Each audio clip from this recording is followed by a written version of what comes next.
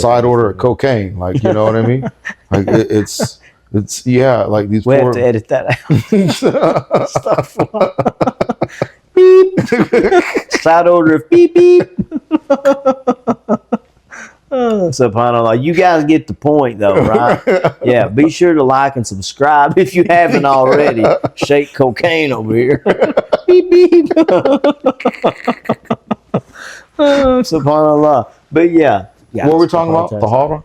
Originally we was talking about filthiness and cleanliness, and then we led to the Appalachian JINN and yeah.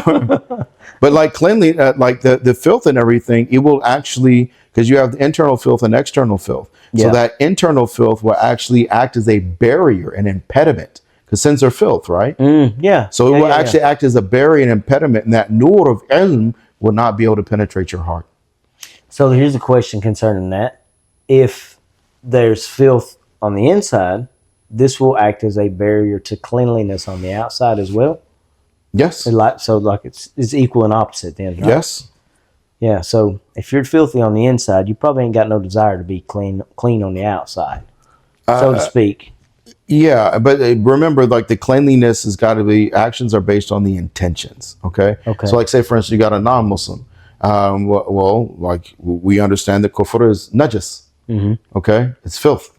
So now this person has filth in their heart, but like they may be fastidious and very clean in terms of their lifestyle, right? Okay. So, but because they just don't like dirty things, and that's beautiful, mashallah. Yeah, they got that. May Allah give you hidayah now, so you can get like the benefit from your cleanliness. But it doesn't, you know, it's the why. It's the why. Why are you clean? Yeah, like we were talking about being bad. You know, if you're in Jahiliyyah and you're doing the wrong thing. Why are you clean? Yeah. Because you got people that got OCD. True. And now, like, that's kind of like cleanliness, you know, on an unacceptable extreme. On steroids. Yeah. I've dealt with. I've had to with do the side order of cocaine, like, you know what I mean? Like it's like these. We have to edit that out. Stuff. Beep. Side order of beep beep. SubhanAllah. You guys get the point, though, right? Yeah. Be sure to like and subscribe if you haven't already. Shake cocaine over here. Beep beep.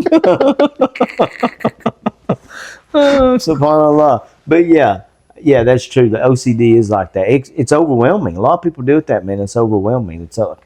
It powers their whole life. It's a shaitan thing. Yeah. At that point, right? Because what is shaitan always trying to get us to do?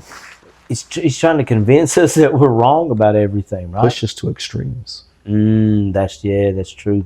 Because let you pass, like get the pendulum to pass right over that middle area where we're supposed to be at. And so it's like, I need to be clean. Because I'm so dirty, right? Yes. And it's like, okay, he's moving towards this, like, fine. Let's just push him right past it over to here.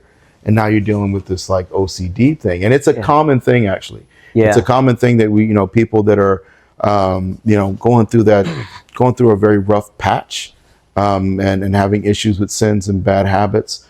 And then they're trying to clean up things. And they end up like with OCD with their, like, you know, they never feel like their wudu is complete. I've heard of this. They do do istinja, you know, and they never feel like they're clean. You dealt with this before? Oh, this is common. Really? This is common. They'll take showers and, you know, like they don't feel clean. So they're, you know, 20, 30, 40 minutes like in the shower because like they just don't feel clean. And part of it is shaitan. And the other part of it is like an understanding. It's like now your fitra, your ruh understands how filthy you are inside. And it's like almost like a subconscious reaction to the filth on the inside. You feel like you need to clean the outside.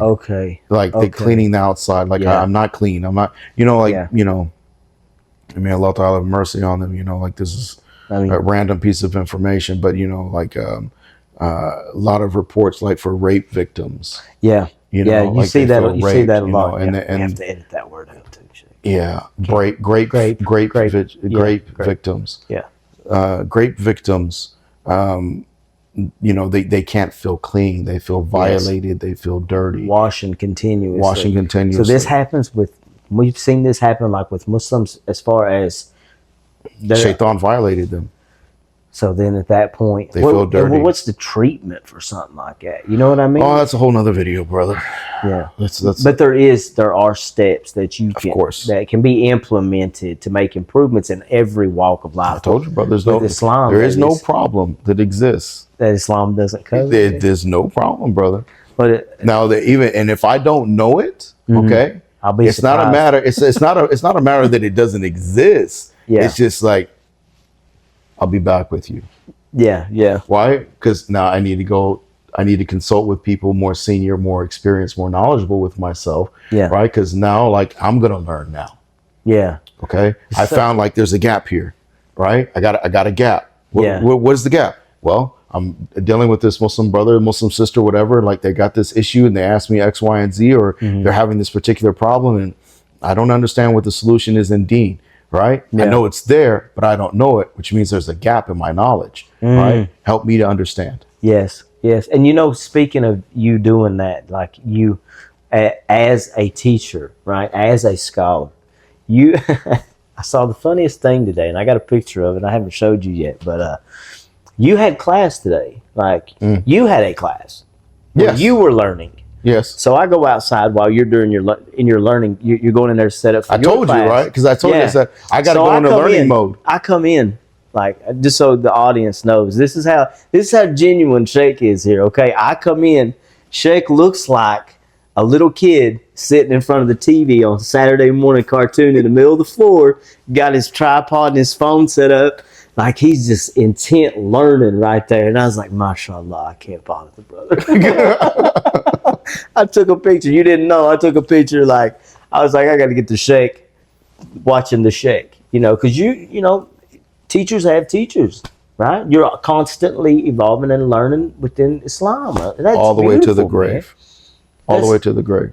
And I told you. Remember, I told you. I was like, my favorite part is being the student. Yeah, you did tell me that several times. Yeah, you're like, I love it. I love it. Yeah. Like, it's, oh, man. Like, if I can find somebody and I'm like, I feel I can get benefit from this person, okay, and they're willing to, like, take the time and have some mercy and on me and, like, and be patient with me enough to, like, to teach me. Yeah. Like, oh, I'm forever, like, only Allah can pay you back. And right, I owe you something, that it's a debt that I owe you that only Allah can pay you back. So what I can do, though, is I can turn, like, the volume of my attention to 10, right? I can turn my concentration focus to 10, sincerity, whatever. Like, I'm trying to turn all the knobs all the way up, right? Right. Because, like, I may not get this opportunity again, right?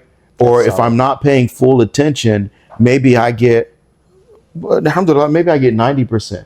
Yeah. I'm not tripping on, like, alhamdulillah, for the 90%. I'm tripping on the 10%. Yeah, because that may be something that you need in one of those situations. No, brother, as far as I'm concerned, I need 100%, 100% of the time.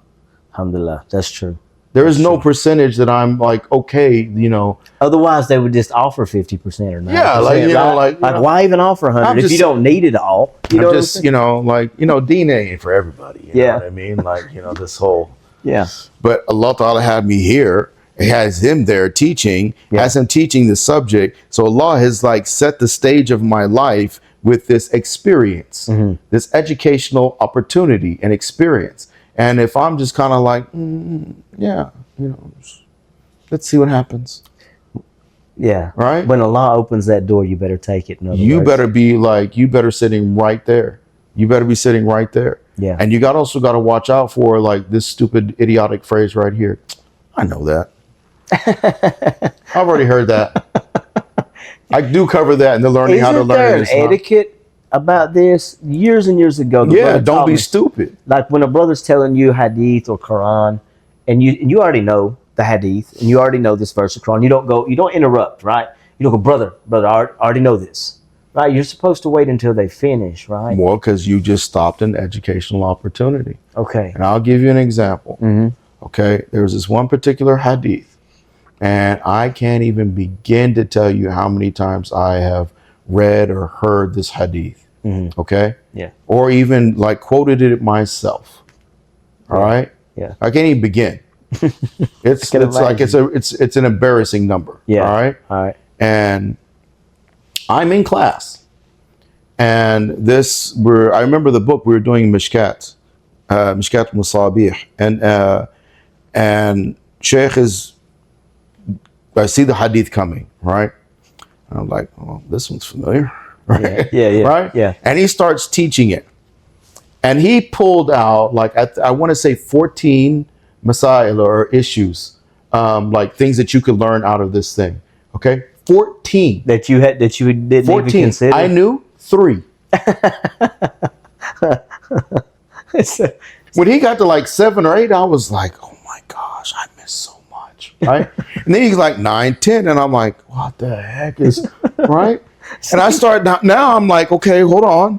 Like, and he's like 11, 12. And I'm like, and it was 14. Like, Yeah. I'm telling you, it was the exact Yeah. number, like, because it stuck with me. Because, like, Yeah. that was my experience of, oh, I know this. Of humility. Yeah, Yeah. brother. He got to 14, Akhi, and I was just like awestruck. Yeah. Because it's when he was teaching it, I was like, okay, I see it now. Yeah. Right? And he Right. started explaining this and this and this. And I was like, I see that. Everything that he brought up, okay, it was like, it was right there. It wasn't Yeah. a stretch. Okay? Yeah. It's just it had been in your face the whole time. It had been in my face the whole time. But what had stopped me was the arrogance of, Man. I know this. Man, that's I've heard this before. Bro. I've quoted this before. And that arrogance, okay, is what was a barrier to all of that knowledge that was still there. a lot of us are just living life like that in every avenue, ain't we? Sheikh, I mean, really, like, Yeah. we're letting being good stop us from being great. Oh, I'm good. Remember we I'm did good. the, like, don't get happy with yourself. Yeah.